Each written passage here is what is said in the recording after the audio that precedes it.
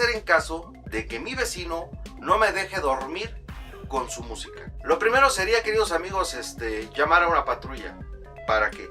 Para que los policías entren y así tal cual se escucha, pues le digan al vecino que por favor pues le baje de volumen. Si la situación ya es muy recurrente, es muy constante, ya la han hablado y la persona no quiere entrar en razón, pues bueno, entonces tendrán que acudir a un juzgado cívico a interponer su queja. Si vivimos en una unidad habitacional, podemos acudir a la Procuraduría Social, por sus siglas PROSOC.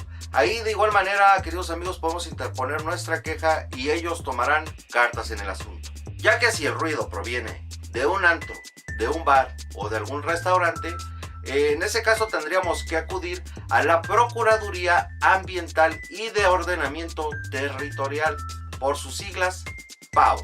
Aunque siempre lo más idóneo sería tener algún tipo de contacto conciliatorio con las personas. Y en lo que respecta a nosotros sería algo de hacer conciencia, queridos amigos, en que lo que decíamos al principio, yo tengo derecho a disfrutar de mis eventos sociales, pero los demás también tienen derecho a disfrutar de su paz y de su tranquilidad.